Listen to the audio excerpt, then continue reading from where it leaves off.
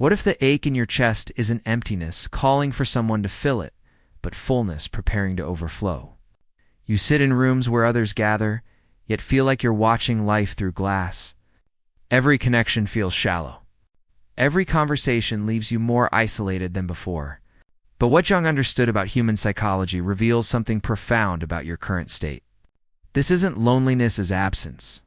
This is preparation as presence. The modern world has convinced you that solitude equals suffering, that being alone means being broken. Yet something deeper is happening in the quiet corners of your existence. Your psyche is orchestrating a sacred pause, creating space for transformation that only happens when the noise of others finally fades. You're not being punished by fate. You're being prepared by wisdom. There's a mysterious intelligence at work in your isolation, one that recognizes what your conscious mind cannot yet see. Like a master gardener who knows when soil needs rest between seasons, your soul has called for this period. The relationships that once consumed your energy have fallen away, not as punishment, but as protection. Your inner world is preparing ground for something entirely new to grow. This journey into apparent isolation holds keys to a love more authentic than anything you've known before. Not the desperate grasping that masquerades as connection, but the magnetic pull between two souls who have learned to be whole on their own. Stay with me as we explore why your solitude might be the most important work you've ever done, and how it's setting the stage for a connection that will transform everything you thought you knew about love. The loneliness you feel isn't the absence of someone. It's the presence of everything you've been about yourself. When you stop running toward others to escape the silence, something remarkable begins to emerge from the depths. Your psyche starts speaking in a language you've forgotten how to hear. Dreams become more vivid. Synchronicities appear like breadcrumbs leading you deeper into your own mystery. Jung called this the necessary withdrawal. Not the withdrawal of depression or defeat, but the strategic retreat of a soul preparing for its next evolution. Think of seeds buried in winter soil. They're not dead. They're gathering power in the darkness, preparing for a spring that requires this exact kind of patient waiting. Your nervous system is recalibrating. All those years of adjusting yourself to fit into relationships that never quite worked have left you energetically scattered. The people you attracted reflected your internal fragmentation back to you. Now, in this seeming emptiness, your authentic frequency is finally being restored. You're remembering who you are when you're not trying to be what someone else needs. But here's where most people make their crucial mistake. They interpret this natural process as something wrong with them. They rush back into connections before the work is complete, before the new frequency has had time to stabilize. They mistake the cocoon for the cage, not understanding that something unprecedented is taking shape in the darkness. The complex of incompleteness runs deeper than most realize. Somewhere in your early years, you learned that love meant filling a void in someone else, or having them fill yours. You absorbed the belief that wholeness was a two-person job. This created what Jung recognized as a split in the psyche, where parts of yourself were projected onto others and then desperately sought in relationship after relationship. You began attracting people who mirrored your own unhealed wounds, not because you were broken, but because your unconscious was trying to complete an interrupted process. Every failed connection was actually your psyche's attempt to reunite with disowned aspects of yourself. The needy partners reflected your own unacknowledged neediness. The emotionally unavailable ones mirrored your own fear of true intimacy. This pattern creates what feels like a curse. You find yourself repeatedly drawn to people who can't give you what you're seeking because unconsciously you're not seeking it from them at all. You're seeking reunion with parts of yourself that you learned to hide or deny long ago.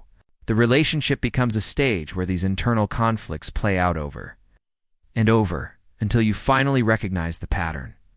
Perhaps you notice how your body responds differently now when you encounter potential partners. Where once there was immediate attraction to familiar dysfunction, now there's a subtle knowing that guides you away from old patterns. Your intuition has become more refined, more discerning, and it's as if you've developed new sensory organs that can detect the difference between chemistry based on wounding and magnetism rooted in wholeness. Breaking free from this cycle requires something that feels counterintuitive. You must stop looking for completion in another and start excavating the wholeness that already exists within you. This is where the real work begins, and why your current solitude isn't punishment, but preparation. You're finally in the right laboratory for the experiment your soul has been waiting to conduct. The descent into your inner world can feel like entering a territory that's both familiar and foreign. Jung understood that we all carry within us aspects of our personality that we've relegated to the shadow. The parts of ourselves we've deemed unacceptable or unsafe to express. During periods of enforced solitude, these shadow aspects emerge from their hiding places, demanding acknowledgement and integration. You might find yourself feeling emotions you've spent years suppressing, anger you've never allowed yourself to express, grief you've never fully processed, parts of your personality that you've kept locked away because they didn't fit the image of who you thought you needed to be. This isn't regression. This is revolution. Your psyche is calling back all the parts of yourself that you scattered in order to be loved by others. The process can feel like death, because in a very real sense it is. The version of yourself that could only exist in relationship to others is dissolving. The identity built on pleasing, adapting, and performing is being composted into something more authentic. You're learning to inhabit your own emotional landscape without immediately reaching for someone else to interpret it for you.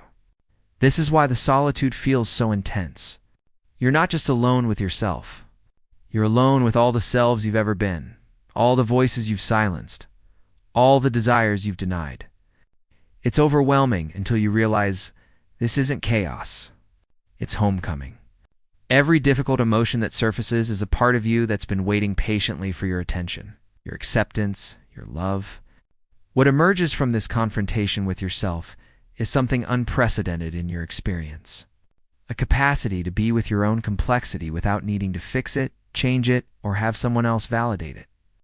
You begin to develop what Jung called the transcendent function, the ability to hold opposing aspects of yourself in conscious tension without forcing a resolution. The ancient alchemists understood something profound about human transformation. They knew that the marriage of opposites, the sacred union they called the hero's gamos, had to first happen within the individual before it could manifest in the external world. Jung recognized this wisdom in his exploration of what he termed the anima and animus, the contrictual aspects of the psyche that seek integration within each person.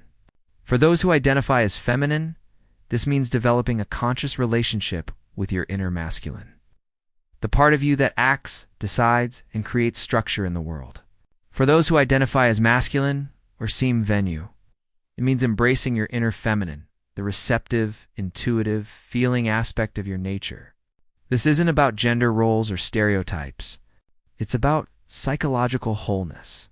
Most people project these internal aspects onto external partners, seeking in relationship what they're actually called to develop within themselves.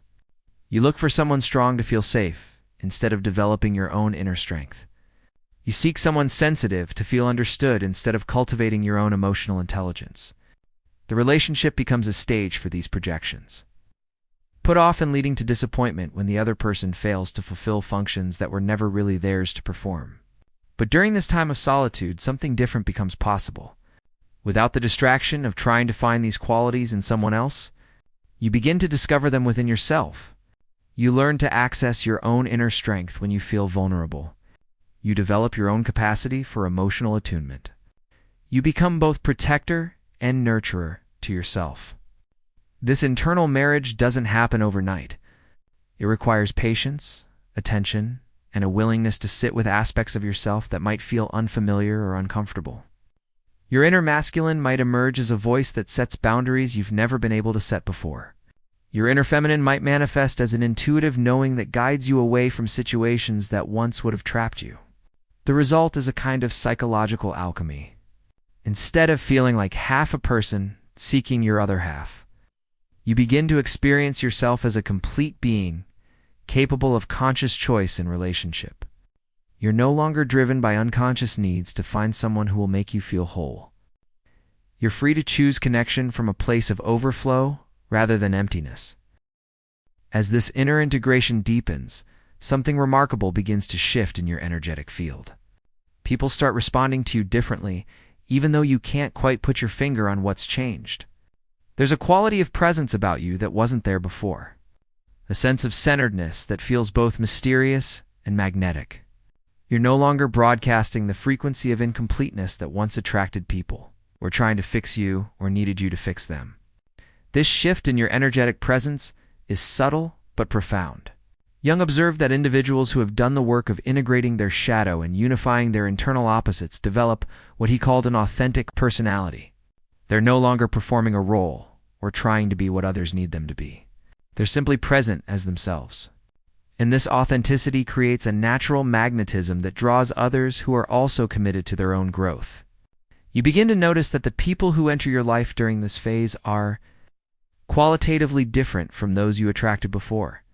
They're not seeking someone to complete them or heal their wounds. They're not trying to rescue you or be rescued by you. Instead, there's a quality of recognition, as if you're meeting fellow travelers who have also done their own inner work. The conversations become different too.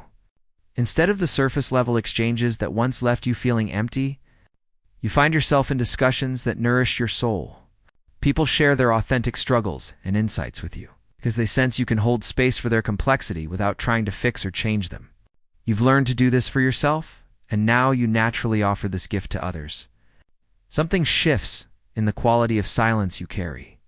It's no longer the heavy silence of suppressed pain, but the luminous silence of integrated wisdom.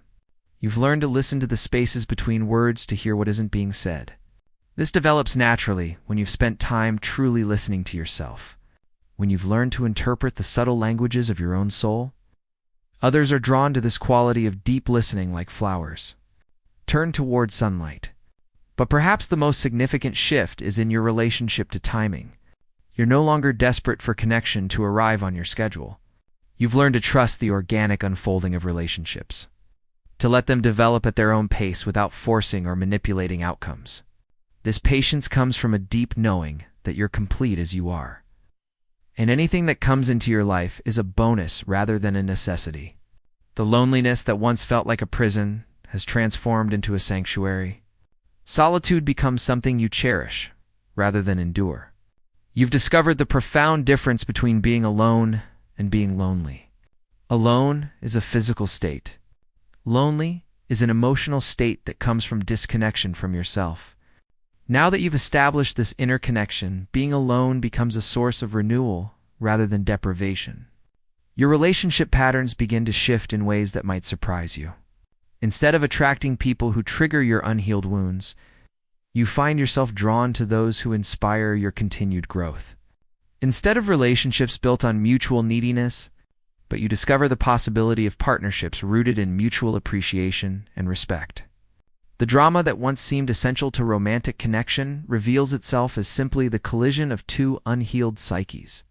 This doesn't mean your relationships become perfect or conflict-free, but the conflicts that arise are different in quality. There are opportunities for deeper understanding rather than replications of old trauma patterns. You find yourself able to stay present during difficult conversations instead of defaulting to old defensive strategies. You can hear criticism without immediately interpreting it as rejection. You can express your own needs without the terror of abandonment that once kept you silent. The transformation extends beyond romantic relationships into every area of your life. Friendships become more authentic as you stop performing versions of yourself designed to be liked. Professional relationships improve as you begin setting boundaries that honor your energy and time. Family dynamics shift as you stop playing roles that were assigned to you long ago but no longer serve your highest good. What you're discovering is that the work you've been doing in solitude has applications far beyond preparing for romantic love. You've been developing the capacity for conscious relationship in all its forms. You've learned to show up as yourself rather than as what you think others need you to be. This authenticity becomes the foundation for all your future connections. The ancient patterns that once governed your life begin to lose their power. The need to please others at the expense of your own well-being starts to fade. The compulsion to fix or rescue others transforms into a healthy ability to offer support without losing yourself in the process. The fear of being alone dissolves as you recognize that you've built a rich inner life that sustains you regardless of external circumstances. This is where Jung's concept of individuation reaches its flowering. You become an individual in the truest sense, not isolated from others, but connected to them from a place of wholeness rather than woundedness. You're no longer seeking your identity through relationship, but bringing your full self to relationship. The difference is everything. There's a profound recognition that emerges during this process. You are not becoming someone new, but remembering who you always were beneath the layers of conditioning and compromise. The person emerging from this cocoon of solitude feels both entirely familiar and completely unprecedented. You're accessing aspects of your nature that were dormant during the years spent trying to fit into relationships that required you to be smaller than your truth. The journey isn't linear, and there will still be moments when old patterns surface or familiar fears arise. But now you have tools for working with these experiences that you didn't possess before. You know how to sit with difficult emotions without immediately reaching for someone else to soothe them. You can recognize projection when it happens and own your part in relationship dynamics without taking responsibility for things that aren't yours to carry. Most importantly, you've developed what Jung called the religious attitude toward life, a sense that your existence has meaning and purpose that extends beyond your personal happiness or success. You understand that your individual healing contributes to the collective healing of humanity, that your journey toward wholeness creates ripples that extend far beyond your immediate circle. This perspective transforms your approach to relationship from taking to giving. Instead of asking what others can do for you, you find yourself naturally considering what you can contribute. Instead of seeking to be understood, you focus on understanding. Instead of demanding to be loved, you look for ways to express love. This shift is magnetic in ways that neediness never could be. The person you're becoming through this process of conscious solitude is someone you've never been before. Not a perfected version of your old self, but an entirely new expression of your deepest nature. You're accessing capacities that were always within you, but remained dormant while you were focused on finding completion through others. Your creativity expands. Your intuition sharpens. Your capacity for joy deepens even in the absence of external validation. You begin to understand that the love you were seeking all along was never really about finding the right person. It was about becoming the right person, the authentic expression of who you came here to be. This doesn't mean you no longer desire partnership, but your desire is now rooted in abundance rather than scarcity, in choice rather than compulsion. The person who emerges from this cocoon of conscious solitude is magnetic in ways that desperation never could achieve. There's a quality of self-possession about you that draws others without effort or manipulation. You're no longer trying to convince anyone to love you because you've learned to love yourself so completely that others are naturally inspired to join that celebration. When connection does arrive, it comes not as salvation from your solitude, but as a natural extension of the wholeness you've cultivated within yourself. You recognize it not by the familiar intensity of unhealed wounds triggering each other, but by the sense of coming home to yourself even more deeply in the presence of another. This is love as recognition rather than rescue. Partnership as enhancement rather than completion. The waiting transforms from suffering into preparation. Every day spent in apparent solitude is actually a day spent in the most important relationship of your life, the one with your own soul. You're learning its language, its rhythms, its needs and desires. You're becoming fluent in the art of self-love, which turns out to be the prerequisite for every other kind of love worth having. This is what Jung understood about the human journey toward wholeness. We must first learn to love ourselves completely before we can love another freely.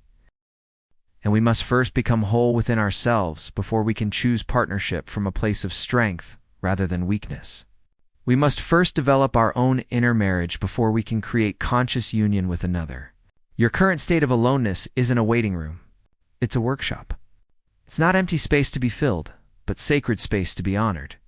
You're not broken and in need of fixing, but whole and in the process of remembering. The love that awaits you on the other side of this journey will be unlike anything you've known before, precisely because you will be unlike anyone you've been before. The timing of love, you're discovering, has its own intelligence. Just as flowers bloom when conditions are right, not when we demand it.